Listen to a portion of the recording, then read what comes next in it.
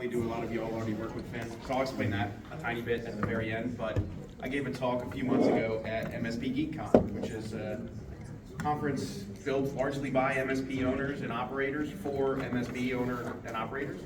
And the thing that I was most excited to talk about was company culture, because I think it's something that at least me and my co-founder, a lot of our employees work on very intentionally and very hard.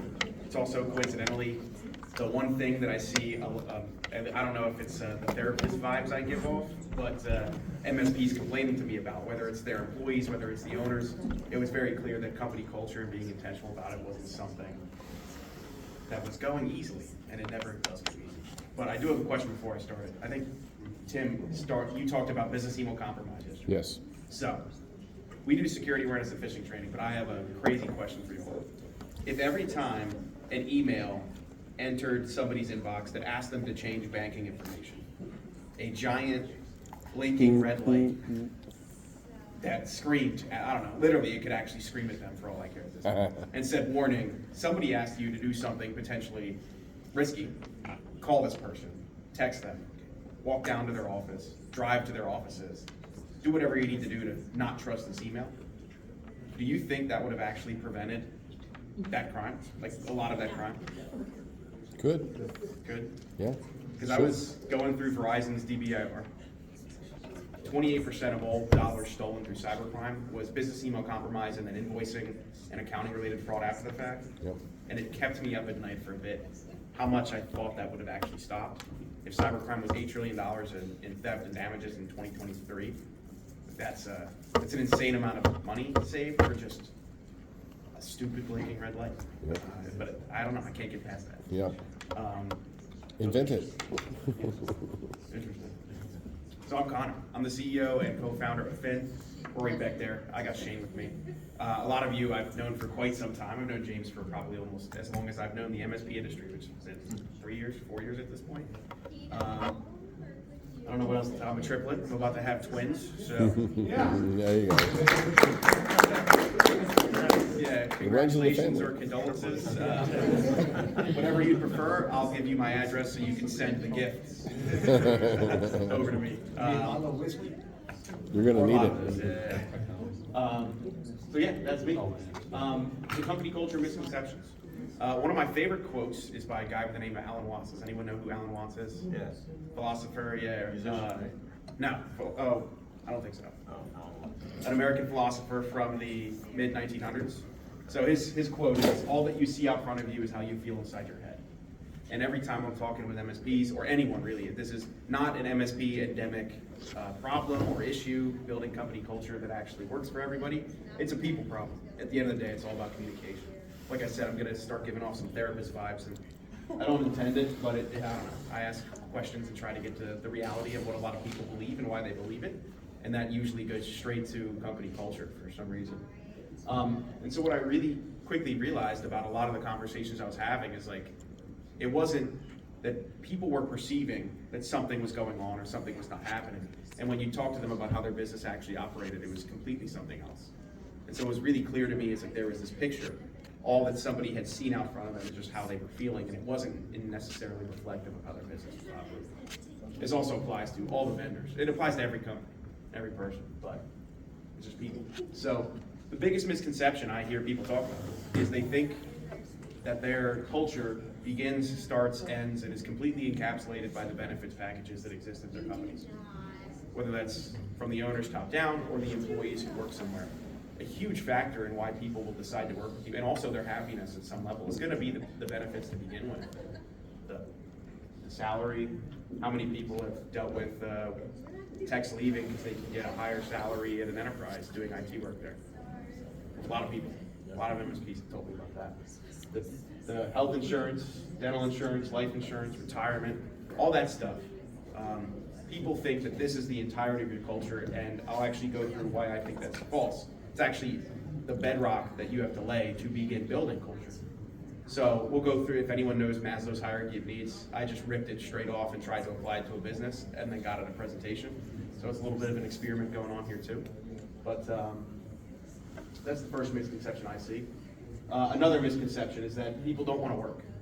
And right when I started hearing that from not only employees, but also the owners, It's like this previous generation doesn't want to work. And I've literally heard every generation say that about every other generation. It's clear to me it's a people thing, it's not a reality thing. And then I found this is the New York Times here, so this gets cut off. But actually there were pages, I could only put one page in here. So there are pages and pages and pages of all the way back to like 1850 of quotes like this. They just fooled around, they didn't want to work, nobody wants to work anymore. Nobody wants to work, and when they do, they don't work well enough. No one wants a job. It's a human thing. So it's very clearly a misconception. It's not that people actually don't want to work, it's that people are pursuing fulfillment, sometimes outside of their job. And it's not largely supported by business owners in some cases, and they feel that. Another misconception. So these are the exact same meme. I'm a big memer, by the way. But I hear employees talk about their business like this. And I also hear business owners talk about their business like this. All of them are saying the exact same thing. And it's clear that that's not the case. Business owners are not inherently greedy, and employees are not inherently lazy.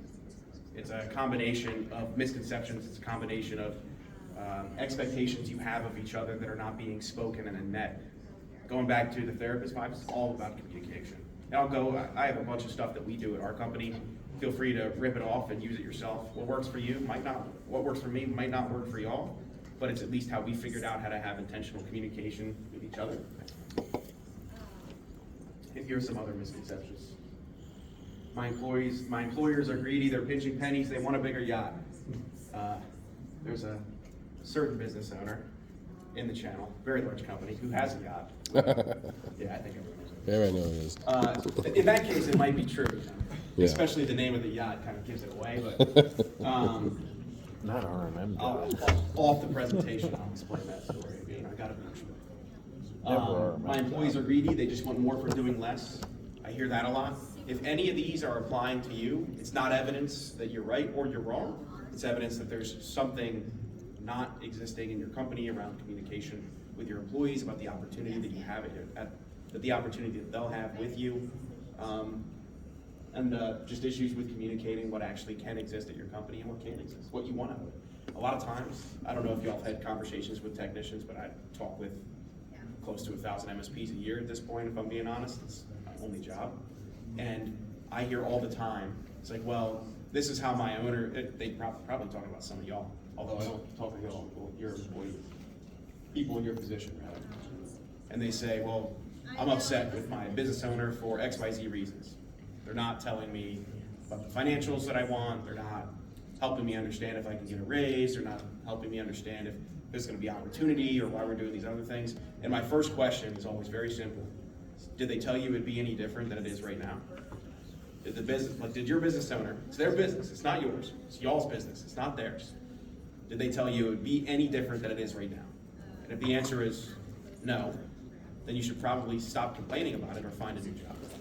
It's like they promised you exactly what they gave you. They were open and upfront about that. What matters is the transparency. What matters is the reality, not the perception necessarily. And then I'll always reiterate this. The benefits are the company culture. I just think that's not the case. So Maslow's hierarchy of needs. Who knows what that is? By just I learned it in like Psych 101 or something in college. Some class I had to take because they wouldn't let me take math. But here it is. I actually did try to convince my college to not make me take anything but math classes, and I could get all of them in. They didn't go for it. I had to be a well-rounded student. And then I pointed at my stomach and I said, what do you mean? Rounds of shape and I'm already in shape. I'm already in shape. Well, here you are talking about self-actualization. Yeah. They might have been right. College paid off. I never thought about it like that. Maybe I was already self-actual. There you go. But this is Maslow's hierarchy of needs. Really simply put, it's what are the needs that an individual has that need to be satisfied in order to get all the way up to self-actualization, which a lot of psychologists and therapists and people who study humans have a different belief as to what that actually means. So I'll describe it as you are exactly the person that you want to be, and you are continually becoming the person you hope to be. So it's like every day you're progressing in directions that you really prefer and that you really enjoy and value and bring you fulfillment as an individual. And I think there's a way that we can actually approach this with company culture. So starting at the bottom, these would be, well, I'll get into it, but these are like, you're not worried about your health, your safety, your wellness, nothing like that. You're not worried about your personal security, your employment, access to resources, love and belonging, family connections, friendships, like if you're a part of religions, religious communities, or anything like that. I don't know, are you a Discord mod or part of Discord groups? Esteem is how people perceive you in your culture, in your community. Do you want that? Do you have exactly what you need there? And then finally, the top level. You are exactly who you want to be, which it's hard to accomplish that. So now we apply it to businesses. What would it mean for a business to be exactly what it wants to be? And y'all might have actual examples of this. Are there words that describe the business you want to have? And what are they? You can yell them out if you have. If not, like.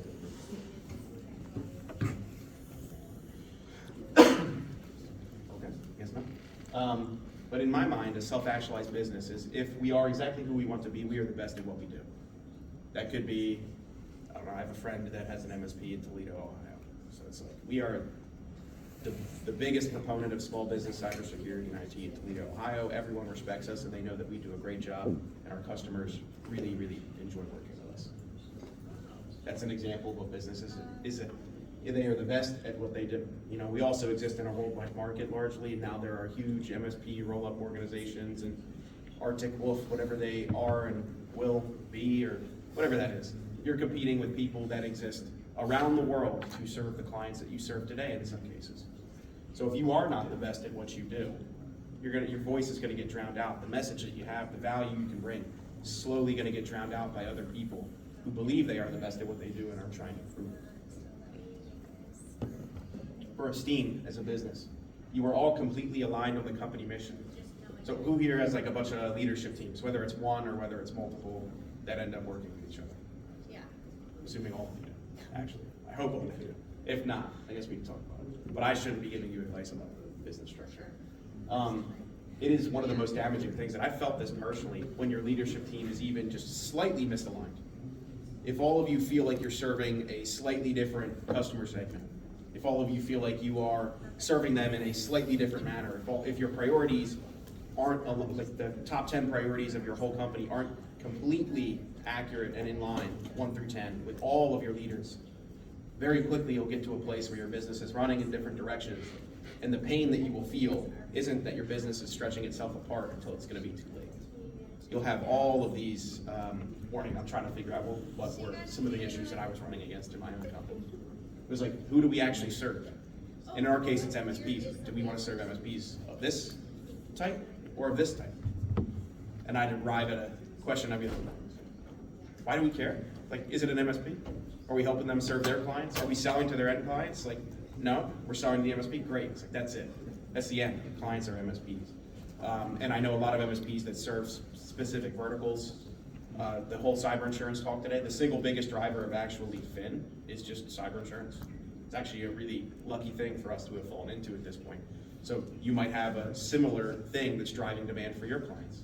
So do you know who those clients are? Do you know that you want to serve them? Does everyone in your company know that those are the only people you're actually serving?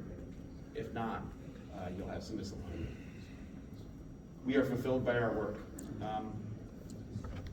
What do I mean by this? I want to try to bring not heartwarming vibes here, because there's actually something pragmatic about this, is if your employees are not fulfilled by their work, they're gonna leave at some point. And if for nothing other than the cost of replacement and the cost of retraining and the cost of hiring recruiters or putting out job placement ads or whatever you're gonna have to do to get new people to do the things that your clients are gonna need, there's a lot of inefficiency in all that. And so at the end of the day, if your employees aren't completely fulfilled by their work, and I'll get into it, work should be honestly the smallest part of their life that provides them fulfillment. I think employees should get their fulfillment outside of work, and it's our job as business owners to actually facilitate that. Employees are always going to pursue the opportunity they believe is best for themselves and their families. And importantly, I say that they believe. They can believe something that's incorrect. They can believe a lie.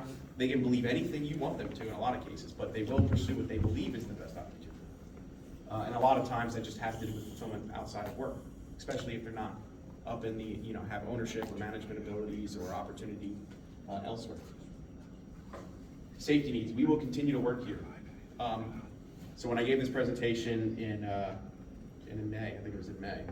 There were about 200 people in the room, and one of them yells out, it's like, well, how do we actually convince them that they'll continue to work here? All my employees always ask financial stability. I'm tired of dealing with this crap. It's like, literally, this guy's yelling it out.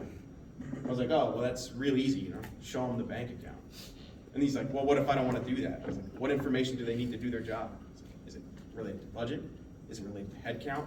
Is it related to the number of clients they serve and the expectations you have there? How much new revenue they need to generate in their small portion of the business?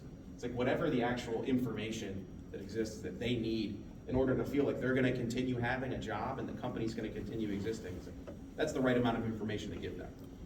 You want it to get straight to the heart of it and say, the business exists because the bank account's positive. At the end of the day, that's the core of why a business can continue to exist. So, unless you're Uber, borrow $53 billion, which I don't have access to. Then physiological needs.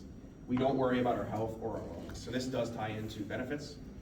At some level, if your employees are not able to make enough income to support themselves and their families, I'm not saying grandiose lifestyles, but I am saying there is a general level of standard living that people should be able to afford at any position in the company. And also some amount of access to benefits, healthcare, wellness, sometimes mental health care, all that stuff.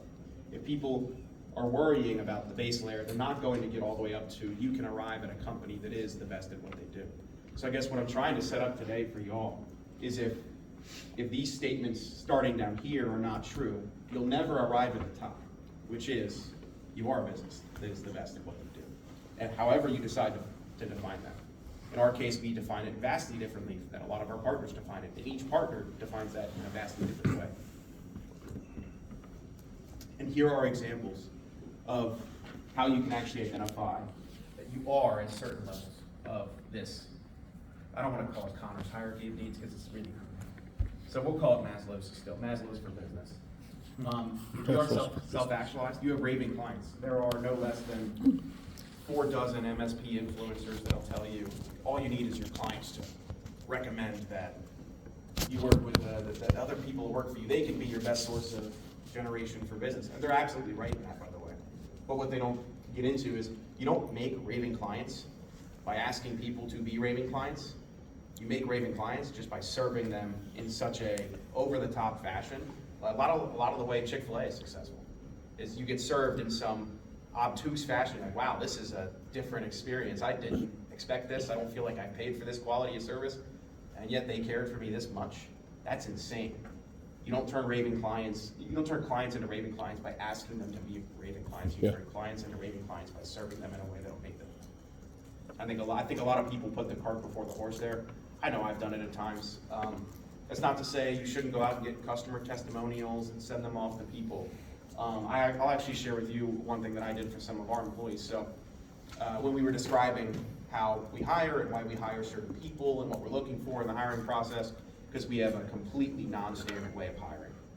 I ask insane questions that are not explain this gap in your resume. All those can be incredibly valuable, but really the recruiters handle that, then the managers handle that, and then I'm like, what do you do outside of work? Yeah. And if their answer is nothing, it's like, you can't work here. And then it's like, while I don't say that directly to them, what I am trying to get to it is one of our core beliefs is that your fulfillment as an employee isn't going to be primarily from Finn. You're going to be very fulfilled, but not completely. You should get that outside of work. And then I'll ask, well, what's one thing you'd like to do over the next, who do you want to be in 10 years? And if they start describing, I want a bigger house and a bigger car, it's like, all right, you haven't thought enough about this for me to help you get to be the person you want. All those things are things you could probably go buy today. Some bank will give you credit. So it's like there's a host of things. So anyway, the story I was going to tell. So I was describing how we are and the culture we have and how we operate and talk with each other, opportunities for advancement to this potential employee. And I was like, do you have any questions? And this guy said, yeah, just one. I've heard all this before. I've been promised all this at every other job. I think you're just lying. I was like, yeah, fair enough. You probably have been lied to. I was like, here's what you should do. Go on LinkedIn, type in my company name, pull up your screen. I was like, yep, those are all my employees. I was like, DM all of them. I didn't ask him to go do this. I was like, DM all of them and say, can I have a conversation with you about what it's actually like to work here? This is what Connor told me. Is any of this accurate? And then to my side, I actually didn't, we ended up hiring him and he ended up accepting the job. I had no idea if he had done that. And then like a year later, I like brought that up at like a company like meeting. I was like, yeah, you actually do that? Yeah. I was like kind of joking, but I was like, yeah, I don't care, you could go do that. He's like, no, I actually reached out to like 5 of them. And they all said the same thing, that you weren't lying. I was like, oh, cool. I didn't pay him for that, by the way. Casey, he's like, yeah, I've been here for a year, I get it. I was like, no. So it's like, there were certain amounts of transparency. It's like going back to the, you can't make a raving client by asking them to be one, they just have to be one. It's like, there are certain things that you can do. You can treat people in a certain way. You can provide a certain amount of transparency. That's good. We have 5 minutes. I'm trying to figure out what I should. I have the same laptop at home. All right, I can't figure out how to do this.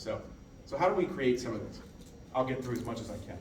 This was a talk that I left in the presentation, largely because it's online at MSP Econ. If you want the recording, Amanda's awesome, and she talked about like how individuals in your company can go create some of this for themselves. But I'm going to go through this thing called the Fist of 5. Okay, so we're all gonna do this together. I need y'all to participate, or I'm just gonna be up here looking foolish. Which you can do that. So the Fist of 5 is very simple. We do this with our own leadership teams. You can do this with anyone in your organization, and it's the following thing: you make a statement, and I'll make a statement right here that we're gonna do this on, such as spicy McChicken is better than the normal McChicken. Okay, so think about that. And a 1, you're gonna hold up a 1 through a 5 in figures. A 1 is I completely disagree with that. So spicy McChicken is better. I completely disagree with that. 5 is I wholeheartedly agree with that. I support it 110%. Okay? So I want all y'all to hold up. Spicy McChicken is better than a McChicken. I want y'all to hold it up. I only get, okay? We're getting a couple. And then what you're supposed to do is you say 1, 2, 3, and then you gotta get a 1. Yeah, then you hold them up. And so what's important here is when we do this as a leadership team, honestly, people's opinion about spicy McChickens might be more important than anything else. But when you do that with things such as, I'll give you one question that we were asking ourselves as a leadership team. It's like, who here believes that we serve small and medium-sized MSPs better than large ones? And it's like, and if we all hold up a 5, and there's one person, Shane's the sales manager, it wasn't Shane, who holds up a 2. It's like, hold on. It's like, why do you think that? What are you seeing? What are you thinking about? Why do you feel the opposite of the entirety of the business? Why are we not aligned? It goes back to that alignment question I made earlier. So that's one thing we do. It's actually really simple. It's really hard to hide too. If your whole leadership team's doing that together, what you need to do then after the fact is largely, we can't leave the room until that person has either adjusted their 1, 2, or 3, or we agree as a company that we have something that we're doing that's not commensurate with what we're saying, and we need to go fix that. So it's, you arrive at a path forward. Alignment, you arrive at alignment. And then an organizational alignment doc. This is something that you could just rip. This is ours at Finn. So actually these are the core beliefs that we hold as an organization.